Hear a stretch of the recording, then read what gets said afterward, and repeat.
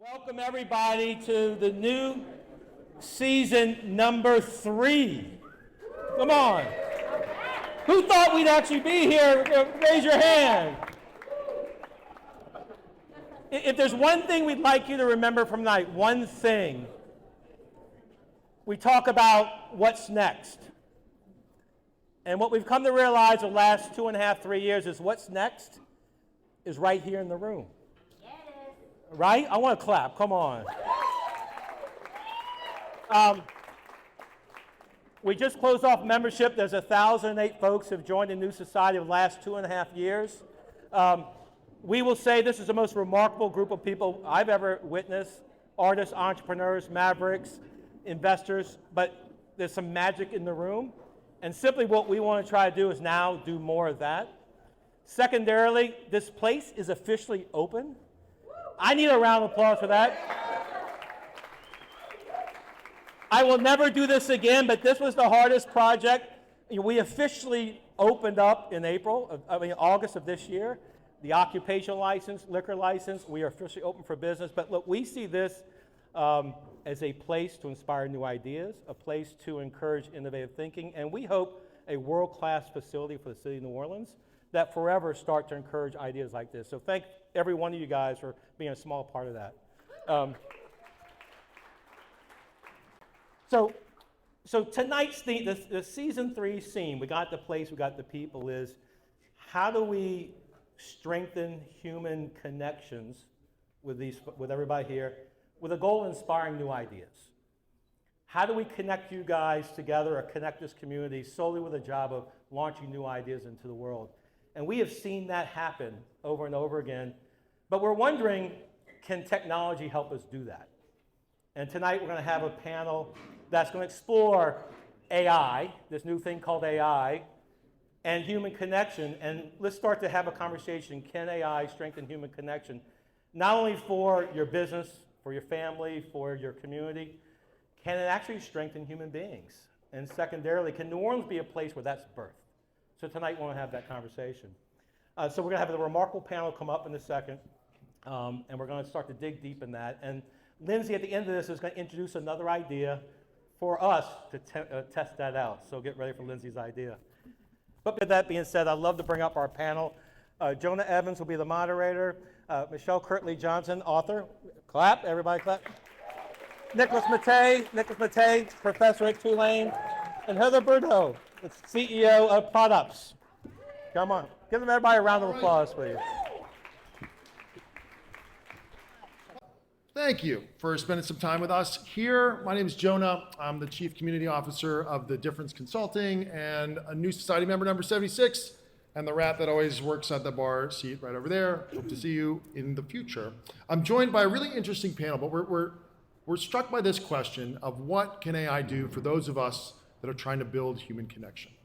So all of us are stronger than any of us. That's the promise of any community, of the Nieux Society, of a city, of a company. And so what can AI as a technology, as a new tool, do to help increase that? We're not going to take the full hour that you got in your email. I'm very impressed that everybody showed up looking like there was going to be an hour panel, but we did just want to be able to give some of the insights of what this panel is seeing in hopes that it incites and sparks some of the conversations that will continue into the night. Michelle is a professor, an author, and an executive coach. And I think I've got her book here. I'm not trying to plug, but I just did read it. It was great. Michelle, you wrote and you study about why connection and trust is so important in corporations. You wrote in your book that leaders that are able to create the new kind of currency of leaders is their ability to connect and their ability to build trust. I wonder, what have you seen of why that sense of human connection is more important now than it was in the past? Yes, I'm the one panelist up here who is going to talk about the importance of true, meaningful, deep connection.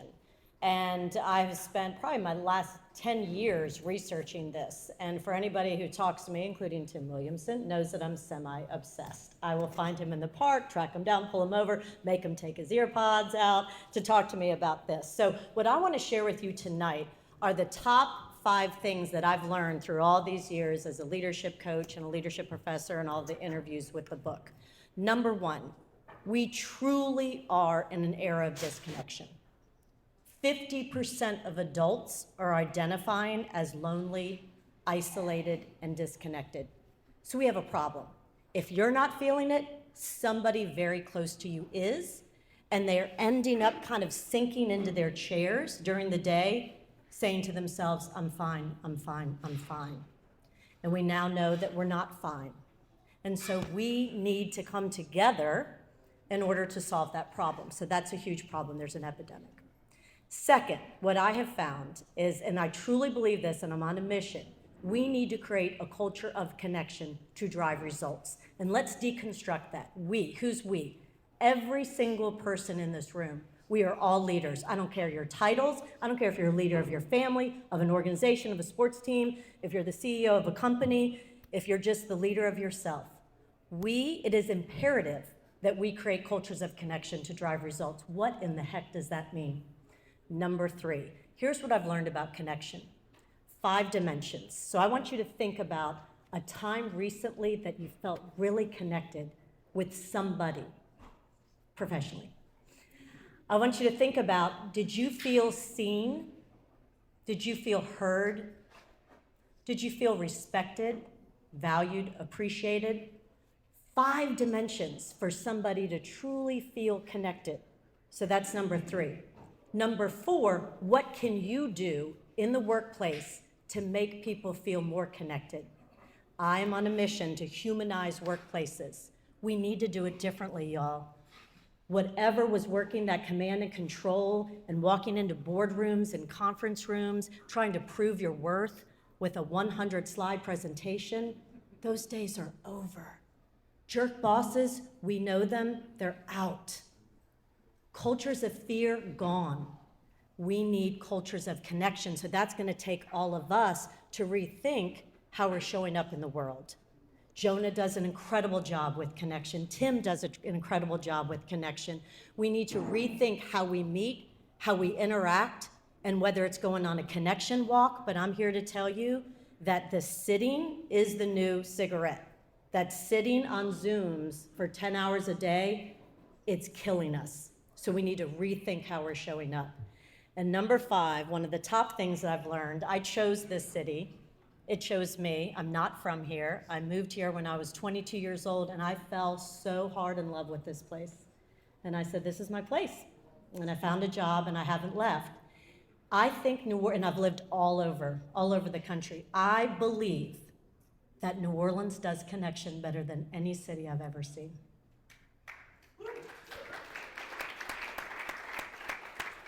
So here's my call to action to you all, and this is what Tim and I deconstruct a lot when we talk about ritual and rhythm, that we have so many opportunities in the city. I'm on the Super Bowl committee. I just had the tour of the renovated Superdome today. We have so many, and guess what? The Super Bowl is not gonna be just a football game. It's so much more.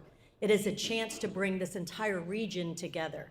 Because also one of the other things I learned is not everybody loves New Orleans like I do, like we do. Right? And it's time to bring everybody together.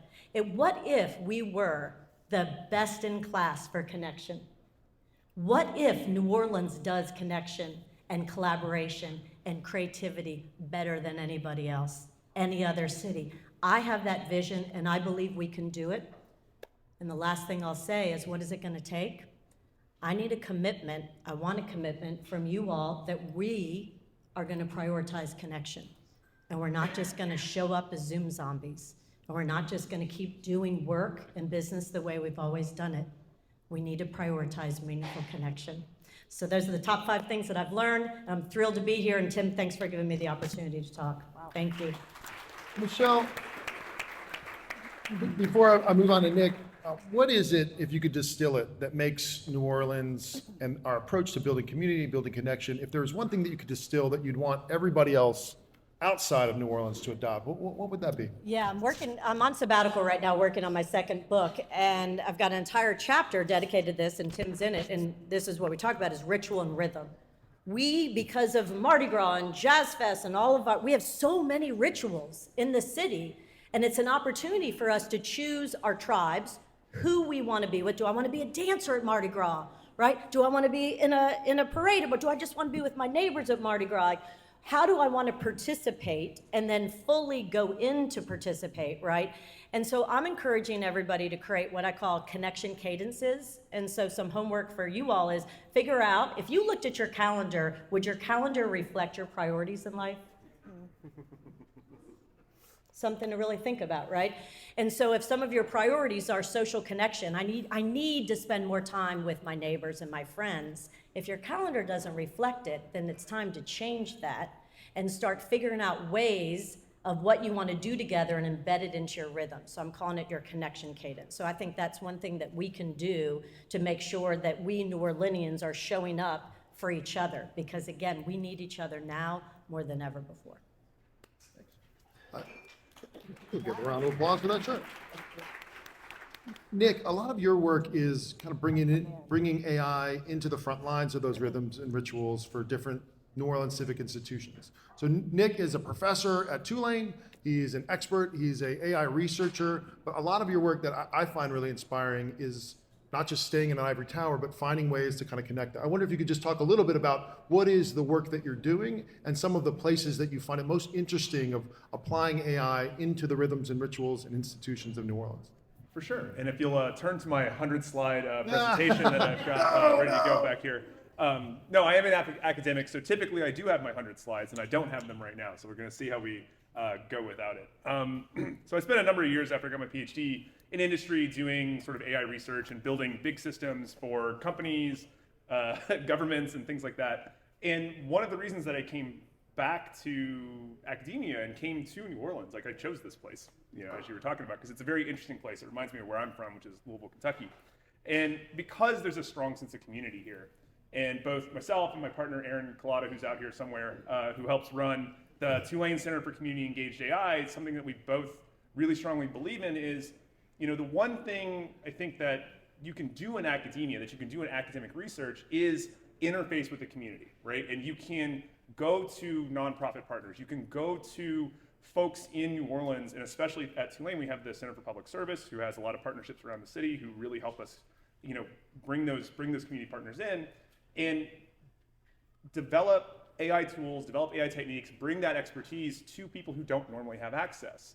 Most of these generative AI tools are built by these multi-billion-dollar companies that are not in Louisiana, that have more money than like Tulane has in an endowment, you know, in like their quarterly budget.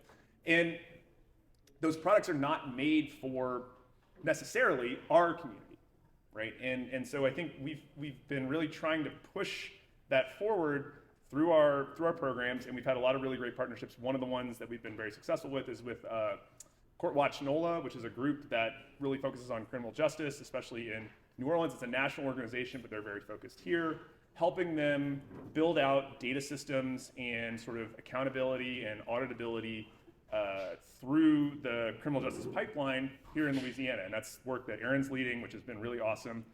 Court Watch is a nonprofit. They work with us. We were able to bring them on with a grant. We have students at Tulane who are working with them as developers and trying to improve transparency through the criminal justice process here in New Orleans. Another great example too is there's another local nonprofit that we work with, which is called Ion Surveillance, which really, after some of the things that happened in the city, are very focused on understanding how various AI technologies are used in town in possibly questionable ways occasionally. But they want to use AI to help expose and help bring transparency there. So building chatbots, building interfaces that allow you to understand what was talked about at the last, you know, New Orleans City Council meeting, which I'm sure we all watched the 4-hour video transcript of. Right? Okay, good. But then how do you use the tools, how do you empower communities to understand and use those tools for tools that are going to help them? And so that's what we're really focused on. We have a lot of other projects. I have a couple of projects with really focused on microlending, but that's more of an international, not necessarily quite so local. But I think that, you know, because we have communities like this, because we have, you know, universities like Tulane, we have students that are able to sort of bring that expertise and really work with communities here, very place-based research. And that's something I feel very passionate about, and something that you don't get from larger corporations and sort of that have other motivations sometimes, which is fine. I did that for a while, it was great. But I really want to be able to bring the stuff that I find exciting, right? Which is using, I'm going to debate whoever said AI was a new thing. Tim. It's Tim. It's from the 50s, man. From the 50s. New for New Orleans. It's new for New Orleans, maybe. All right. This generative AI thing Generative is AI. new. Yeah, generative AI is new. We got to put the label on. Sorry, the professor came out. I tried to keep him in, but I couldn't. You know, that's why I do what I do, because I get excited about how do we build things, right? And how do we bring that expertise, and how do we help both teach people at university? We've got a lot of programs around that, but then how do we also bring that research into the community? And I think it's got a lot of, if you listen, which not all academics are good at, I will admit I'm not great at. One of my PhD students is here, and she'll admit I'm not great at listening sometimes too. You know, but if you really do try to bring in the community, try to listen, try to make them equal partners in that development, I think there's a lot of opportunity to use AI to bring power to those communities. And that's what we're after. Nick, the speed of innovation is so fast. Even just thinking back where we were at the season 2 kickoff, what are some of the developments or some of the threads that have you most excited in thinking about what they could do for institutions in New Orleans if they get well applied? I think, again, I really find a lot of, it's this sort of double-edged sword of I would almost say the democratization of these technologies, right? Like I can go online, I can download a model that can speak almost naturally human, and that's something, and I can run it on my phone, which is insane, right? That's insane. I've been doing this for 20 years. It's insane. But the kinds of things that you can then do with that, right? Not just like help somebody figure out what went wrong with their bank account, but like help them provide interfaces for city services, help them provide interfaces for their criminal justice services, things like that. Like the amount of power that you can just get is amazing. And I think that's where I think the democratization of that and like bringing that to so many people is really where I think a lot of things are going to be really interesting, because people are super creative, and giving them the tools and the ability to harness those AI tools is really, I think, where a lot of this will go. You've talked about the flip side, the dark side. Anything that you would caution us to watch against about ways that this might be applied locally or kind of in other places? You gotta make me put that. I'm trying to keep the positive hat on as long as I can. Just asking. You know, I think, like with any technology, you're making a trade, right? Like a technology creates, again, I did this whole book on ethics of technology and stuff. It's too academic, but what they call like affordances, right? What does it make it easy to do? And sometimes when you design technology, you make something easy that maybe you don't want to. And so really thinking through, you know, what those things can be and what the outcomes are. You're never going to be creative enough to think of all the possible bad ways something can happen. But you can sort of pay attention to like, what am I making easier through this thing that I'm developing? What am I making harder? And one of the things that I get concerned about is even more of our data going, you know, to lots of places where we lose control over it. That's my biggest hobby horse in this whole operation is where's my data going, who owns it, and what's my retention rights on it? As a guy who's signed way too many IP agreements and video release agreements in his life, but I have no, you know, that's the thing that I personally get concerned about. And the thing that I say to people, I'm like, you understand, and we've done a lot of talks, you know, at community centers and things like that, everything you type into that ChatGPT box, that Gemini box, like they own everything you type in there. So you ask it really personal questions. Because it's your friend. Like, I don't know, that's what I get freaked out about. Because I talk to my in-laws evacuated from Florida. They're at my house right now, so I'm going to stay here as long as I can. So but yeah, my mother-in-law starts talking about like chatting with it. I'm like, be careful what you say to that thing. She's like, oh, it's so nice. I'm like, anyway, that's the dark side. I think it's unintended. You know, it's unintentional. Sure. I like what you said about the pay attention to what it makes easier. And Heather, I want to bring you in because I think in some ways, Heather, I think as I look around the room, there's a lot of builders here. There's a lot of creators. There's a lot of folks that are maybe not starting from the engineer, computer science area, but are seeing some of the possibilities. And Heather is a great person to talk to and a Nieux Society member in what you're building with products. I wonder if you could just tell us, not like this is a no pitch zone, but what is Products doing? What's the promise of it that has you excited? And then I want to ask you a little bit more about how you're actually building it with AI. But what are you hoping that it can do? Sure. Well, I know that it is making the business of delivering software, which I've spent 30 years doing, it's making that easier and better. And who doesn't want that? It thereby frees up the time of those software teams to focus on other things, focus on the customer feedback, focus on building the product roadmap, focus on something else. And that's kind of what I wanted to add on to what you were saying, Nick, is there is the danger of, we need to be cognizant of where we are spending our time, and is generative AI making something better for us, or is it just another time suck, right? Is it just the new doom scroll because it's there? But if we're thoughtful about it, we can redirect that time, that energy, that empowerment back to human connection, right? And so another thing that I wanted to key off of that you mentioned was accessibility. And, a few years back, it was really expensive and really cumbersome to get access to a generative AI tool. And by the way, as you know, generative AI has been around for a really long time too, but the accessibility is now completely at our fingertips. It has what the wave of generative AI has done is it has democratized knowledge for anyone and everyone. If you have a phone, cell connection, or a Wi-Fi connection, you can access this. You can access this knowledge. You can empower yourself with this knowledge. And in layman's terms, my mom is using it. No joke. There's nothing to figure out. It's layman's terms, and it's everything that you need it to be. So talk about empowerment. I really want to go back to that word empowerment. It empowers anybody with an idea to get that off the ground. So talk That's to us. what I'm excited So about. I'm excited too. I've been inspired watching the way that you're building products, and talk to us as a first-time founder, as a builder. You're not just building an AI program and an offering, but you're doing it with AI. It's almost like another staff member for you. What have you seen work for you that you'd love others to steal from this audience of how to be able to see this as extra capacity to bring those ideas into action? Yeah. Well, first of all, I think it's a mindset shift. It's not, you're not going to get there doing things the way that you have been doing them. You really have to think about engaging with this new technology, this new accessibility in a different way. So first of all, shift your mind. Think about the things that you want to offload, the things that are not bringing value to your work life, not bringing value to your day-to-day life, and then attack it that way.